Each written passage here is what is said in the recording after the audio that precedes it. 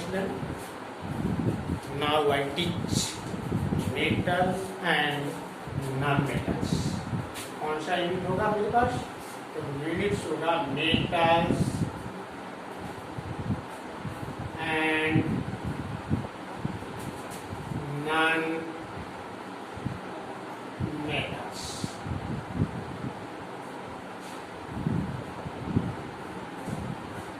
Unit है metals and non-metals. लेकिन दिक्कत होती है केमिस्ट्री में जनरली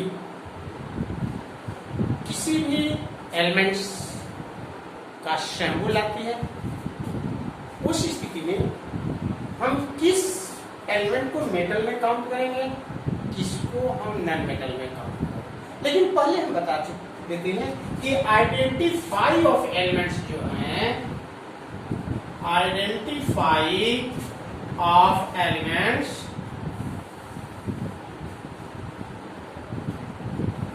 इक्वल टू 118।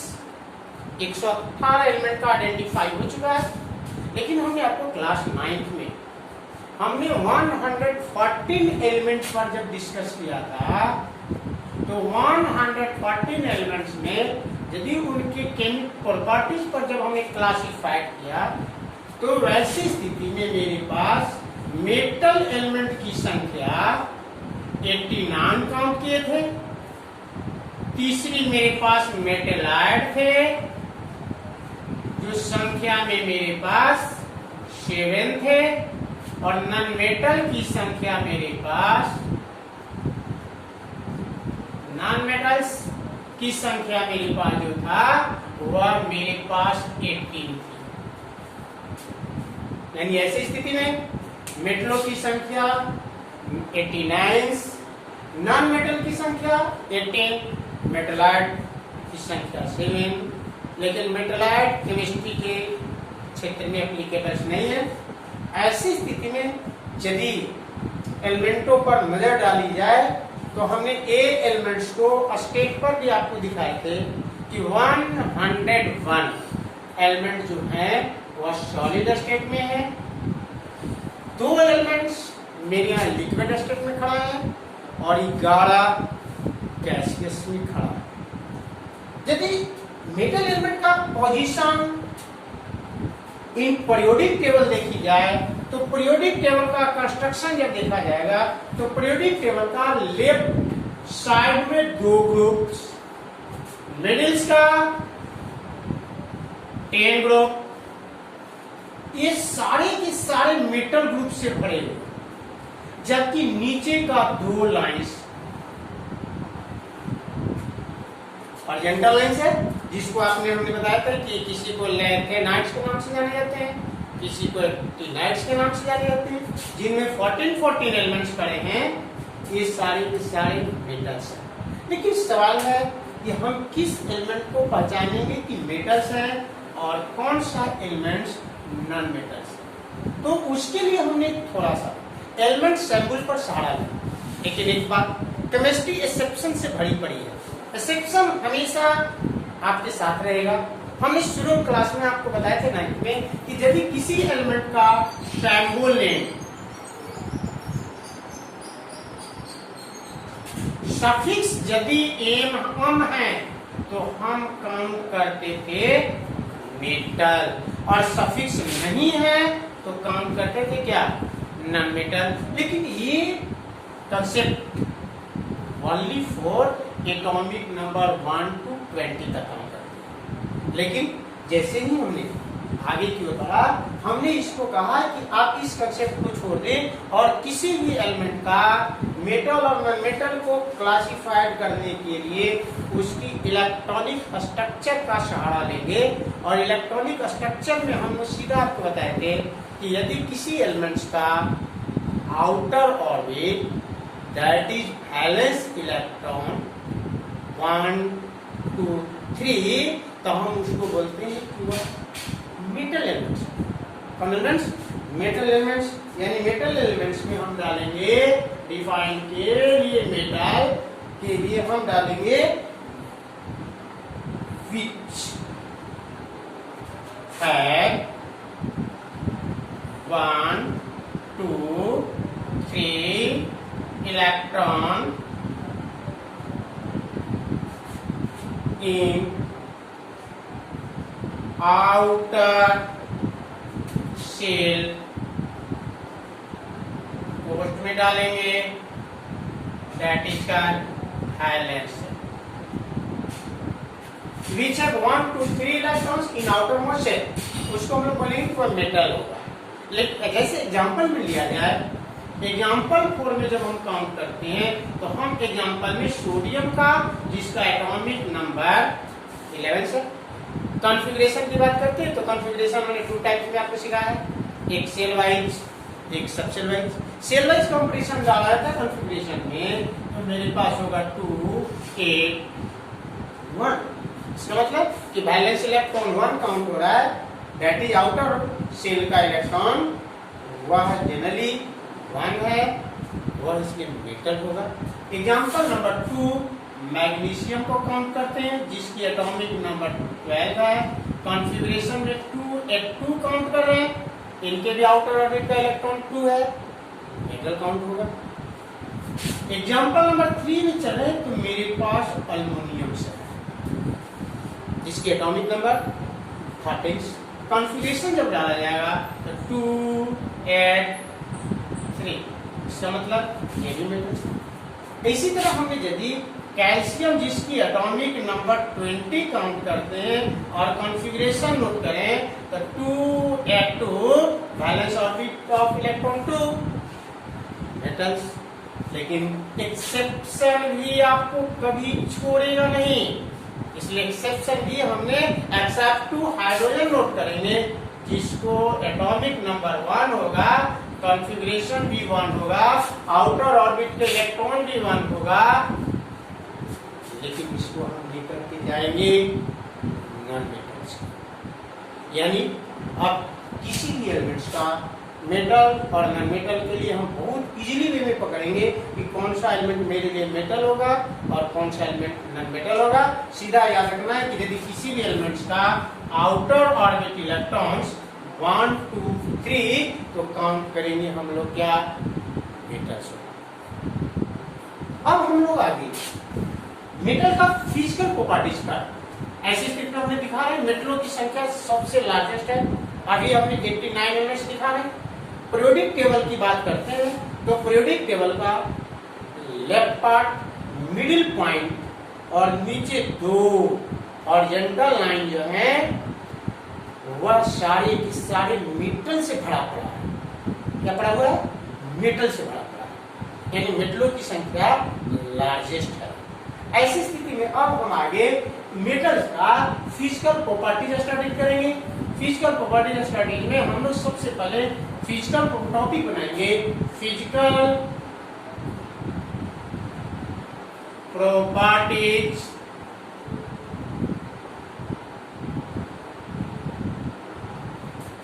ऑफ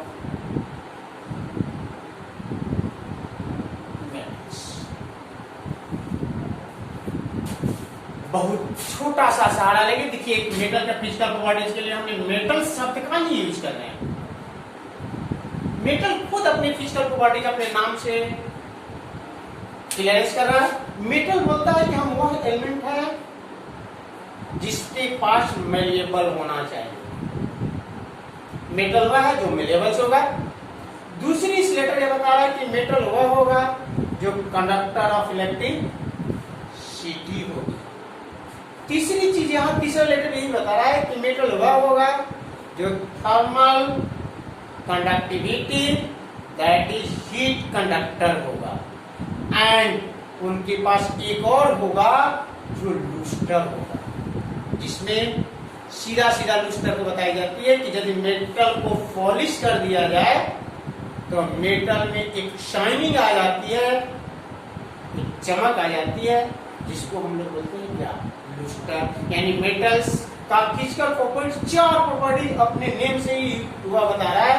पहला हमें बता रहा है कि हर मेटल जो होगा वह मेलेबल होगा, हर मेटल जो होगा वह कंडक्टर ऑफ इलेक्ट्रिसिटी होगा, हर मेंबर जो होगा वह कंडक्टर ऑफ थर्मो अर्थात हीट का कंडक्टर होगा, एंड वह लूस्टर। लेकिन इसके पहले हम सबसे पहले इनके स्टेट पर डिटेल करते हैं। स्टेट पर डालते हैं तो नंबर 1 में प्रॉपर्टीज विश्लेषण में फिजिकल स्टेट डालते हैं।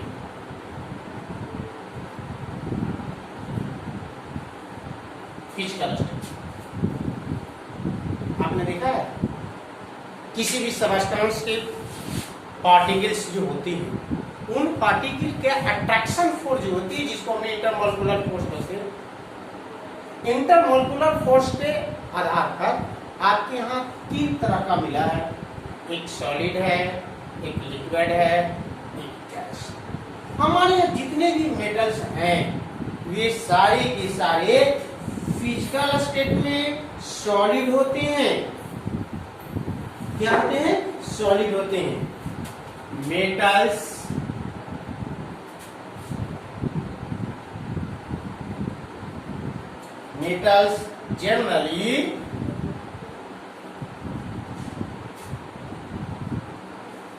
generally are solid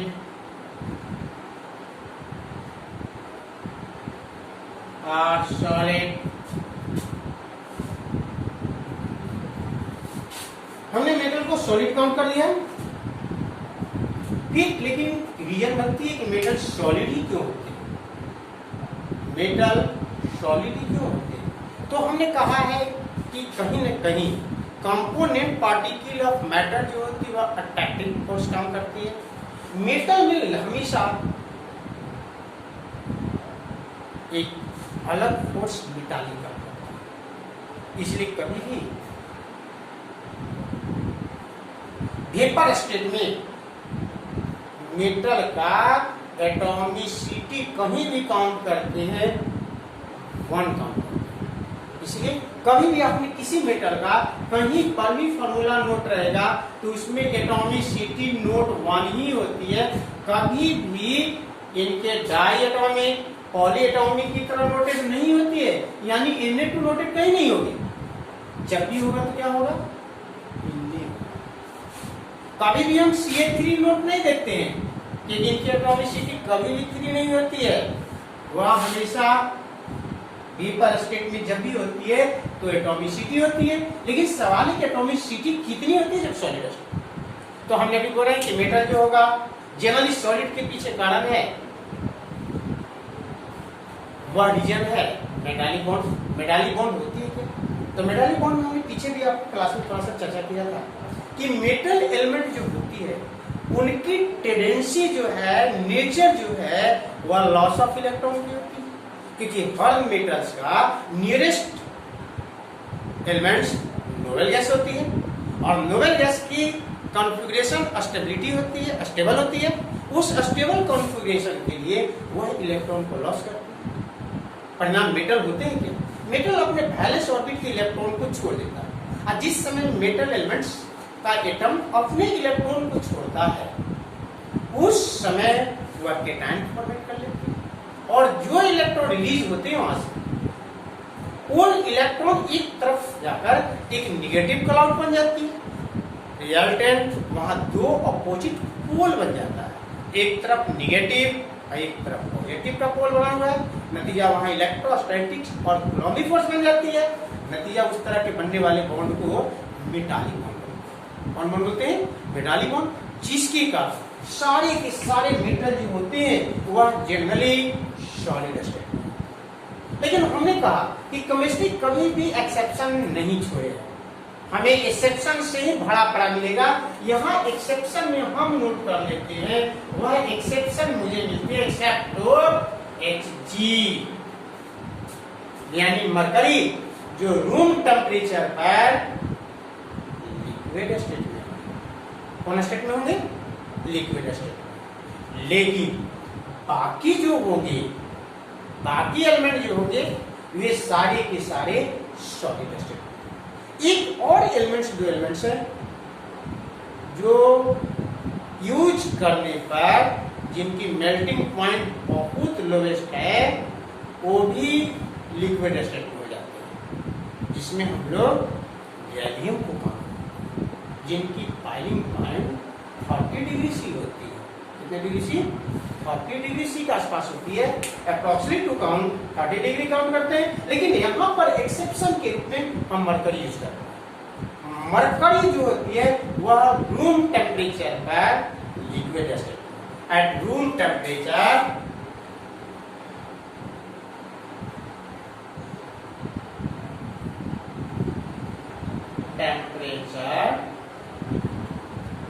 in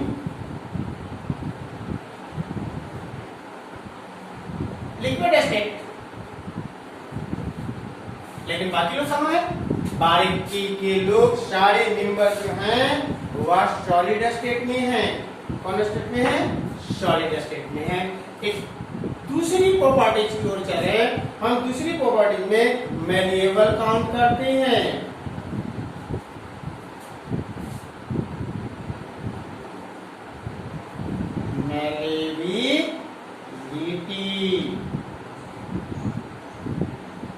malleability के एरिया में जब चलते हैं तो मैलिएबिलिटी में सुपर मैलिएबल जो है वह गोल्ड है। कौन है? गोल्ड है। यानी ऐसी स्थिति में बीट कर करके इसको हम लोग शीट के रूप में कन्वर्ट कर देते हैं। तो शीट के रूप में कन्वर्ट करने की क्रिया जो होती है उसको हम लोग बोलते हैं कि वह होगा मैलिएबल। क्या होगा? मैलिएबल। यानी ऐसी स्थिति में काउंट करें दैट it can be